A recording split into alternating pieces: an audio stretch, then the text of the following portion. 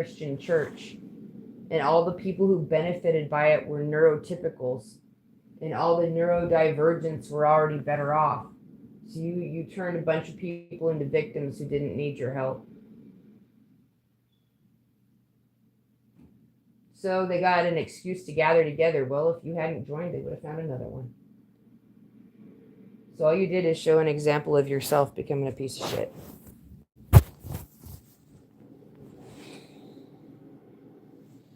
Oh, who am I talking to in my head? I'm talking to leadership. Briefly to catch you up, uh, I'm sitting here in my bed. It's about 6:15 in the morning. There's a little bit of a black screen. It's the Spinal Tap Smell the Glove Gravitas. Um, I've been sitting here thinking about leadership, heroism, savior complexes, the rabbis, the Christian church, and how there's a story with the rabbi. Okay, so I studied with rabbis for a while, and one of the rabbis told a story. One rabbi, I got these books and all this other stuff, and tried to send him a cure for cancer and some money too because he was dying, and I think he's okay now. But last I checked, at any rate, in the midst of all that, I heard a story, and this rabbi was like, "Look, and we had these two people convert to Judaism, and they were a lord and a lady. And when they converted, they wanted to drop their title and go become normal people." And the rabbi was like, "Dude, you completely misunderstood the whole point of this religion. Like, you completely misunderstood the point of this movement. The whole point is for you to be a lord or a lady and to use your title and to use your power in your hierarchy and all this other shit. And it's a tool, as a tool. And it wasn't... I heard another rabbi once say that when there was the hippie movement and all the hippies were going to India and like zenning out, and they were like meditating and everything, he was like, that's what other nations and that's what Gentiles and other people do. I'm giving you guys quotes and stories I've heard from rabbis. That's what other people do, but Jewish kids, they don't go off and meditate in India. They go get a job and a title, and they start moving up the ladder. That's, and so you're going to hear this like echoed over and over again. But I read a book called The Army of Enablers, and this book explains about some... I'm probably going to get the story wrong, but there's a Filipino yogurt selling orphan with a yogurt stand on the side of the beach in the Philippines, and loved by the community, an honest gentleman. He becomes president of the Philippines. He builds a castle, he builds a moat, and he starts tossing people in. In the book Army of Enablers goes on to explain that if you want to be mad about the atrocities that go on in the world, don't get mad at the power, the powerful evil guy. He's completely lost his mind. His physiology, it doesn't even work like a normal human anymore. The person to get mad at is the army of enablers that knew better, didn't have their physiology changed, but held the leader in place regardless so that they could do rotten ass shit. And so, in the day of judgment, many people that are biblical minded think that this is a reference to the lukewarm, or those who stand in the valley of decision, or rather those who take pleasure in the evil deeds of others. That these are the army of enablers. At any rate, so discussing that and moving away from a purely religious mindset, as soon as you become a person who's in power, this book says that your physiology changes so that you no longer have your neurosynapses and your neural pathways are trimmed and pruned when you become a person in power, to no longer have the ability to fully have empathy for other people.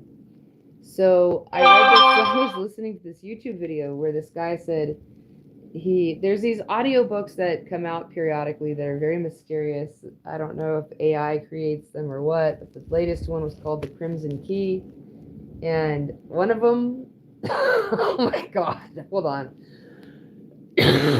One of them, I can't even remember what it was called right now, but there's one that came out that I was like, is this, it was like about 6 months ago. I was like, is this even fucking legal?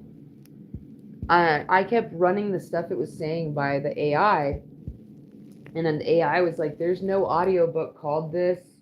I don't know if this information should be published. And I was like, I know, same here, Chat GPT. I'm real suspicious, right? And so, oh yeah. You know what? I'm gonna tell you guys something. I used to put my face on every video. Just a little sidetrack here. And it would be like all this prep time, and then you have to like you have to look in your makeup, and then you have to get like, you can't just use your camera. You actually have to like, usually you have to get a camera like on your computer. Sometimes you can use a camera on your phone, but they don't really work that good. You have to prop it up. It goes through this entire thing. And then by the time you're done, you don't feel like talking to people anymore. And then you feel like, hey, dude, you know what? When I talk in front of a crowd, I look at the people in the crowd. But when I'm talking and you can see my face, but I can't see your face, we're at a disadvantage. And so in my imagination station, sometimes when there's a black screen, I chase people down, and I actually, in my imagination, I imagine that like as you're looking at your computer or your phone, like I'm in the little, I'm here in my body, obviously, but somehow mysteriously I'm staring back at you through that camera, like, and then, I saw your zit. Or your teeth plaque or something like that, and I'm and I'm micro investigating all the nooks and crannies of your nose hairs. And anyways, so oh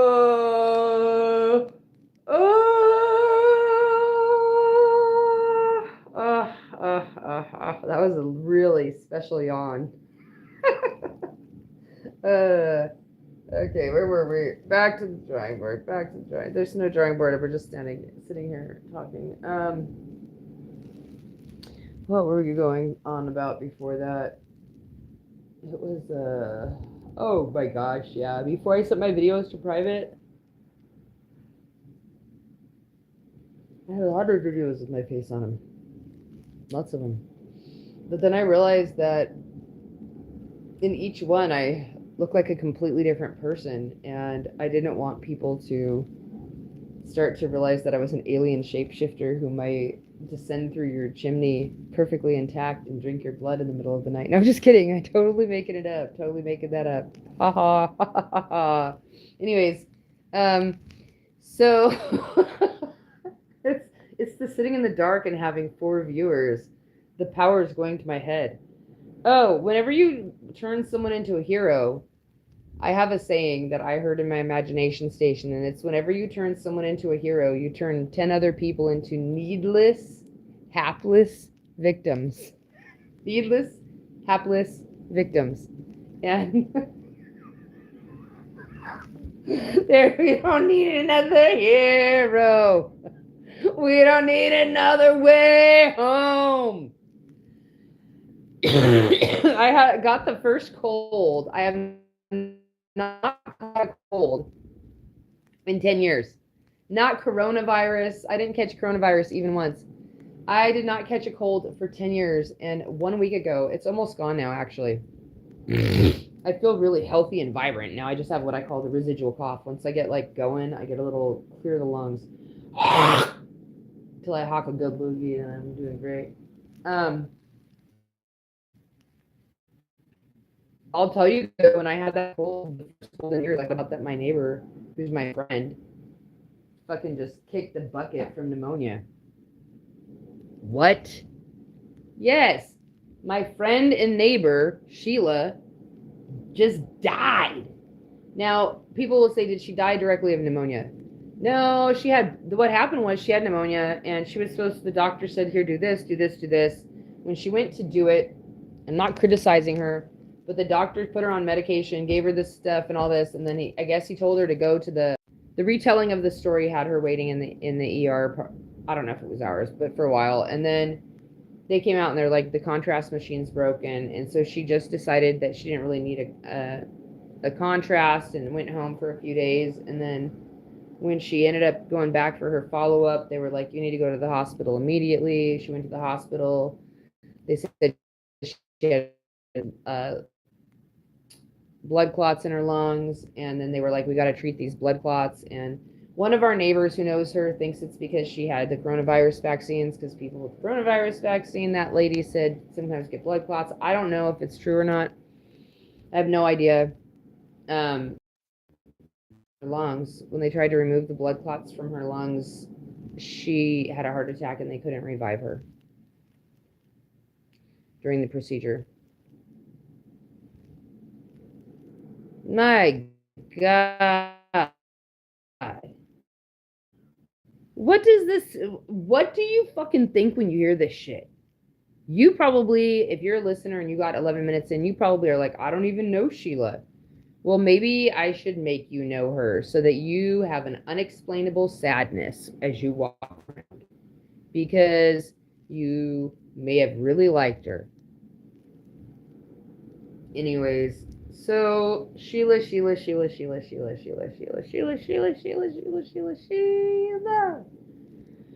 6 months, 7 months, we had been becoming friends. And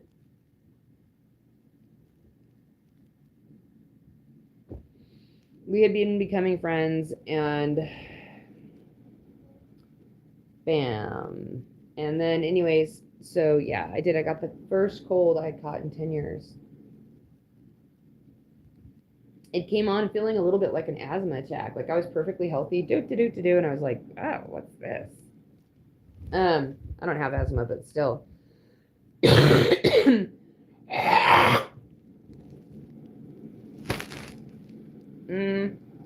No, I'm good. I can sleep through the night now. I feel really healthy. My energy levels are normal. And when I cough, I get shit out. In the midst of it, my immune system was a little compromised, I think, because I was on antibiotics. And I don't usually ever take those. But on top of it, I was Swim may have been doing deliveries and having people sign for cold medicine that were really sick. And then Swim was not cleaning their phone off afterwards or sanitizing their hands. And in fact, told the virus, let's go ahead and mutate up together, honey, and see if we can't come up with something. And then then you and I'll still be in my human body, but, you know. And so, anyways, yeah. We don't need another hero. Oh, it was one of those AI audiobooks. Oh, the one I found online. Oh my gosh. They took it offline. That person's entire channel, I think they set everything for private or removed it. The original one, not the Crimson Key. The original one I found was like, I was listening to it and I was like, oh my God. It was explaining stuff that I'm not going to get into. I'm surprised that they were able to. Every once in a while, AI will publish some books on YouTube that literally are publishing information that I don't think that they're supposed to. And so it's like a YouTube channel that will just put out like a video of a supposed audiobook that doesn't exist with some information that if you verified each thing independently, you'd realize it was true. But I was really stunned. And then all this stuff like disappeared. And then I found another one, the Crimson Key, which is much less, it's not a real book technically, but it doesn't have anything in it that's really going to get anyone shut down or anything. No, because it's encouraging you to take the anger from whatever upset you and use it to help build the system and to become a lord or a lady or some bullshit. What's the point of being a lord or lady? You know, I can see it like from the perspective of like this. Okay, so like say I'm playing Dungeons and Dragons, right? And I'm building a character. If I was building a character and that character was like, there's a lot of different varieties. You have mages, you have clerics, you have elves, you have dwarves, you have fighters, you have warriors. You can have an elf who's a warrior using actual dwarf fucking martial arts, you know, an ancient energy movement from the dwarves, an elf in Dungeons and Dragons, and he could have magical skills, okay, and practice some form of magic, or like, and then in that, like, would you decide to make him a lord? Like, could you make it? Would it be beneficial in some circles? Yeah, you might make him a lord, but if you did, like, his friends on the campaign would never know.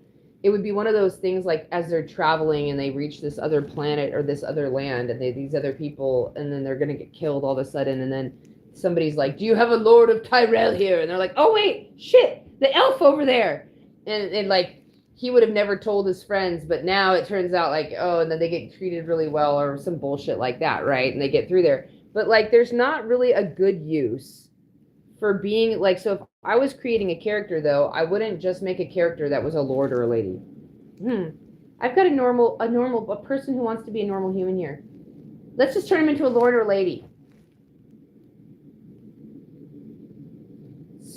Stupid.